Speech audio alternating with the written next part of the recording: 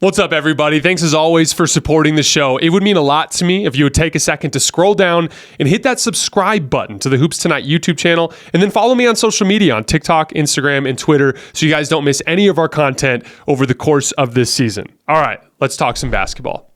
All right, moving on to Thunder Suns. I watched this game last night. Super fun game to watch. Oklahoma City is just a royal pain in the ass to play against. They play so incredibly hard. I felt bad. I shouldn't say felt bad. I know that KD and Bradley Beal were just like, oh man, these dudes are literally picking up full court. They're double teaming the second we cross half court. Like they weren't. It was one of the most aggressive, like start to finish defensive schemes that you'll see in the regular season. And it's because Oklahoma City has the combination of a coach that can keep them organized enough to run these sorts of things properly, and two, the young athletes that have both the physical tools and the motor and energy level to maintain that over the course of a long basketball game. Most of the time, like Phoenix doesn't even run into these types of super aggressive coverages until the fourth quarter when teams are just trying to get the ball out of Kevin Durant's hands or get the ball out of Devin Booker's hands. This was a start to finish. We are pressuring the ball. We are bringing double teams as soon as you cross half court. We are playing passing lanes. Even just like, here's the thing. Critical is the wrong word. I've talked a lot about how I don't necessarily believe in Oklahoma City as like a championship contender because they're small and because they're young. And I still feel that way. You did see again last night, like Yusuf Nurkic, like what do you have, 31 rebounds, just absolutely demolished them on the glass. And there are teams around the league that bring a combination of what Phoenix brings to the table in terms of perimeter talent and interior presence. Teams like Denver, even the Clippers, like you're going to get Kawhi and Ivica Zubac on the interior while also having all the perimeter type of talent that a team like Phoenix brings to the table. Those are the teams that I worry about for a team like Oklahoma City. But even though they are perhaps maybe a touch too small and inexperienced to win the title, that doesn't mean that they aren't a physical and scrappy team. They are a super physical and scrappy team. It's one of the big reasons why in the long run, I'm such a big believer in what this team can accomplish. Because if they do bring in a legitimate forward to the table that raises their physical profile, when they do go into this playoff run and get, let's say they win a first round series and then end up losing a really tough second round series or losing in the conference finals, those are battle scars that build this team up to where in the future they can be a bigger and more experienced version of this crazy talented, crazy physical, crazy competitive Oklahoma City Thunder team. And that's what's going to take them to the promised land of hoisting the Larry O'Brien trophy. But there were a bunch of specific things that I wanted to dive into and to demonstrate just how physical and scrappy they are. First of all, physical switching. So this is, just imagine like Phoenix runs a lot of like off-ball screening actions to try to get Kevin Durant into advantage situations around like the elbow and post area, right? Like that's what makes Kevin Durant different from so many of these other stars around the league in the sense that like so many of the modern day stars are just operating out of dribble handoffs and ball screens. And Kevin Durant can do that too. That's obviously a big part of his game. But Kevin Durant will also like come off of some sort of like wide pin down or like flare screen or something to try to get him into a position where he can catch with a triple threat, 15 to 18 feet from the basket and then turn to face and try to go to work from there, right? One of the things the Thunder were doing in this game is like Lou Dort's on him and he's just hugging on him, like literally like holding him while he's like standing on the block waiting for that screen. And so then down comes the screen, and there's a difference between passive switching and physical switching. Passive switching is like what the Clippers did to LeBron James in his crazy comeback run the other night. Here comes the screen. Daniel Tice switches, but he just like starts guarding LeBron from, 3-4 feet away, and Kawhi will just go away with the other guy, right? And so no one's there making LeBron feel uncomfortable. He's just mixing up off the dribble and getting to his spot and making something happen. Physical switching is like, I'm holding on to KD, I'm Lou Dort. Here comes a screen. Jalen Williams just like Lou Dort literally passes him over to Jalen Williams. Like, well, physical handoff, and Jalen Williams is grabbing him as he's coming off the other side of the screen and denying the catch.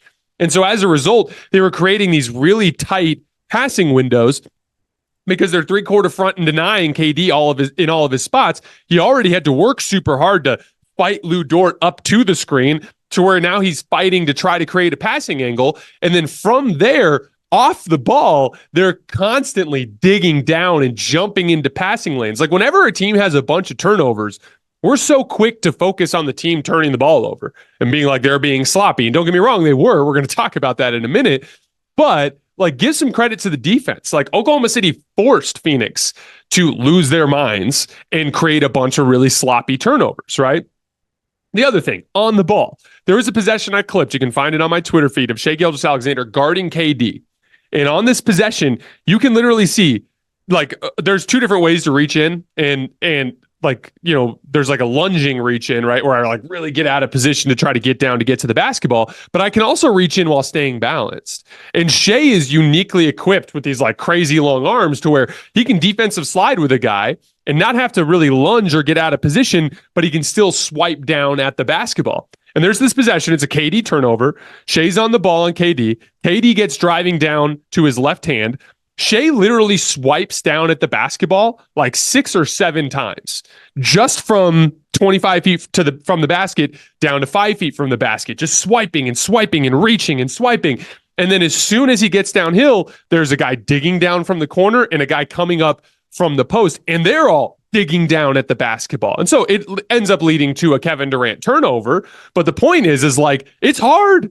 It's hard to take care of the basketball when a bunch of athletes with really long wingspans who have been, by the way, picking you up full court all damn night, double teaming you all night long, fighting you off of every single spot, and you get a driving lane like this, and they're reaching in like crazy, and it's just really difficult to navigate that. I just wanted to give them some credit for that, because I didn't think these were just sloppy turnovers. Oklahoma City sped Phoenix up and caused them to make a lot of these mistakes. And then from there, jumping passing lanes, like they just have so much straight line speed that like when a lane looks like it's open, you'll see a hard double team come, and there'll be on the weak side like a shooter in the corner and a shooter on the wing, and it'll be like Keshawn Wallace or something playing in between the two players. And what he'll do is he'll kind of play back and like kind of bait KD into thinking the wing is open, and he's standing there. And here's the thing. If he throws the skip pass to the corner, even if he is lunging up, he can still recover to that because there's so much time. But if he throws the skip pass to the wing, he just shoots into that gap and takes the basketball away. It is a layered attack of ball pressure, physical on the ball, physical on screening actions, physical in passing lanes off the ball. And they were just, they caused all sorts of problems for Phoenix, which we'll get into a little bit deeper here in just a minute. Shai Gilgeous-Alexander's ball control was the next thing I wanted to hit on. This was a classic example of, and this is something that Shai has been doing forever, so I don't want to act like this is new, but I just wanted to dive specifically into Shai's ball handling, because, we think of Shai as like a slow, methodical player. And don't get me wrong, he's a very like change of pace and methodical type of on-ball player. But this is a guy that is really whipping the basketball around in a really controlled way with advanced dribble combinations in traffic. Like he'll get into his high hesitation and he'll hit that hesitation move where it almost looks like he freezes in space for a second, but then he'll hit that forward dribble and he'll get into your body. Now there's contact, right? He's got his shoulder into you and the defender's like right up on him. From there, he'll hit like a pullback dribble. And then from there, instead of just like making a simple move, he'll hit like in and out, cross between the legs, back to the right, or he'll like double between the legs and back to the left. Or these super advanced dribble combinations in traffic while there's contact going on. And so that to me is a big element of what allows him to maintain control of the basketball while he's making these complex counter moves. It's a ball handling thing. We think so much about change of pace. We think so much about his strength. We think so much about his mid-range jump shooting and some of his footwork stuff that he has. But a big part of it that goes under the radar in a lot of these cases is his ball handling. There are a lot of players that can dribble when things are free and clear, but then as soon as they get into contact, they lose control of the basketball. And Shai just has incredible control of the basketball in a physical environment. Then lastly, down the roster shot making. Everybody on this team can make plays off the bounce. There's a first half play. Chet Holmgren's bringing the ball up the floor. It's a transition cross match. He's got Royce O'Neal on him. They just space the floor. And Chet just like hits a dribble combination, gets downhill, bodies Royce O'Neal, and then pivots over his left shoulder and goes up and finishes and screams, "And one" in his face. And you're just like, It's like, okay, this is the third guy that you have to deal with, and he's just confidently attacking one of your best perimeter defenders. I just punched my mic because I got too excited about it. But or you'll see, like, we know what Shai Gilgeous-Alexander and Jalen Williams can do, but then like I see Lou Dort in the right corner in the second half, end up hitting Grayson Allen with a dribble combination. It's like between the legs, crossover, and then he just whips like a crazy left to right crossover, and literally like Grayson Allen almost falls over going to his right-hand side, and then Dort goes along the baseline. Now, Grayson made a really nice defensive recovery on this play and got back into the play and blocked Lou Dort from behind as he missed a dunk. But I'm sitting there thinking, like, this is your defensive-minded wing. This is your 3-and-D guy, and he legit has the ability to make plays off the bounce. He hit off-the-dribble jump shots in this game. Like, that's just another layer of the shot making. Josh Giddey, he can attack smaller defenders. He can work in pick and roll. Even bench guys. There was a play that the Suns defended perfectly, and it led to a skip pass across the court to Cason Wallace in that right corner, and it was a really good closeout, I think, from Aaron Gordon, if I remember correctly. It might have been Grayson Allen. But he catches in the right corner, great closeout, and he ends up hitting an in-and-out sidestep jump shot in the right corner from three, like a high-level step-back three, attacking a closeout in the right wing from your bench player who happens to be the guy that you view as your 3-and-D guy off the bench. It's layer after layer of insane amounts of offensive skill, and all of them can guard. All of them can guard. It was a really impressive win, but like, this is where it gets really scary for the long run. Like I said, give these guys some battle scars in a couple of long playoff runs. Give these guys a legitimate forward that can bang inside, that can help them deal with some of their physical limitations. They're going to be a gigantic pain in the ass for a very long time in this league. On the Suns front, big thing that stands out to me, and this has been a theme throughout the season, when it comes down to the aggressive double teams of their stars, when they have all three of their stars out there, it's usually them with Grayson Allen and Yusuf Nurkic, right? From there, there's so much offensive skill on the floor that they can operate pretty well in the 4-on-3s out of it, right? They're like brief 4-on-3s because none of their stars are great passers. Like they all, like if you catch KD on the right night, he can handle a double team really, really well. Like I thought against the Sacramento Kings like a week and a half ago, he had a really good game handling double teams, right? But then you watch him in other games and he really struggles with it. That's the thing. Like, you know, when you're talking about the best players in the league that are playmakers, guys like Luka, Jokic, LeBron, right? The guys in that tier, like you want to make them a scorer, right? Like your best bet is to like leave them on an island and hope they wear themselves out trying to score one-on-one. And by the way, they're still really good and they're going to do that really well. But that's probably your best strategy for those guys. When it comes to the best scorers in the league, you want to test their playmaking ability. You want to make them have to consistently make the best reads, right? And that's the thing, like, this is the best way to guard the KDs and the Devin Bookers and the Bradley Beal type of guys in the world. You want to give them their biggest weakness, which is if you let them go one-on-one, they are professional one-on-one players. They are going to beat you. If you let them go 2-on-2 in ball screens, they are professional 2-on-2 scorers in ball screens. They will beat you. But if you put them in situations which targets their specific weaknesses, you can get inconsistent play out of them, which is what teams have figured out to do with Phoenix. Now, when one of their stars is out, it dips below that mandatory amount, that minimum amount of offensive talent. Like there was a long Saban Lee shift in the second half of this game, and Oklahoma City's just not guarding him. And so if I can double team the ball and there's a guy on the floor I don't have to guard, I'm only giving up a 3-on-3 on the weak side. That's not an advantage. And so like it really, like I was on a radio station in Phoenix this morning for a radio hit.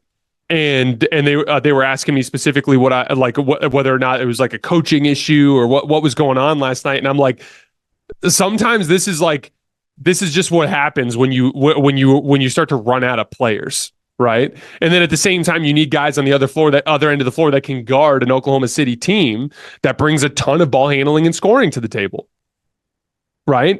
And it was just one of those things where I don't know. The turnovers, they have to be sharper, right? Kevin Durant, Bradley Beal, Yusuf Nurkic, there was a lot of like bad entry passes, not protecting the basketball, sloppy skip passes. There was a lot of that they just have to be better. right? But it's also not an easy job unless you have 4 guys on the floor that can capitalize on 4-on-3 situations quickly and efficiently. And as soon as one of their stars drops out of the lineup, it ends up being an issue. Now, we did find out from Shams Charania this morning that it looks like Devin Booker is not going to be out more than maybe a week and a half. One last note on the Suns. When they went on their big run in the second half of the game to get back into it, they got back into it with their defense. They were double teaming Shai Gilgeous-Alexander, testing his playmaking ability, and they were getting out in transition off of it. And then they started making some threes. It reinvigorated their defense. They continued to pressure Shai with double teams and rotate out of it, and they got back into the game with it. And so that, and this is what I said on the radio this morning, they have to be like OKC. They can't just be offensive skill guys. Because if they're just offensive skill guys, they're going to lose to offensive skill guys who also are scrappy. They need to be offensive skill guys who are scrappy. They need to be scrappy. They need to fight. They need to be a team that defends and is physical, flies around in rotation. They have to do what the Thunder do at a higher level, right? Because that's the case. The case for a team like Phoenix is like, the Thunder just play harder than everybody in the regular season. We get into the playoffs. We start playing hard. We're a scrappy team that fights on the perimeter. And we have Kevin Durant, Devin Booker, and Bradley Beal, which is a better set of shot creators than Jalen Williams and Shai Gilgeous-Alexander and Chet Holmgren, or however you want to sort that out with the Thunder. Now, that remains to be seen if that will play out like that in the postseason, but that's the case for Phoenix. That's the path for Phoenix. They have to be the scrappy team. They have to be the team that fought back into the game against the Thunder the way that they did.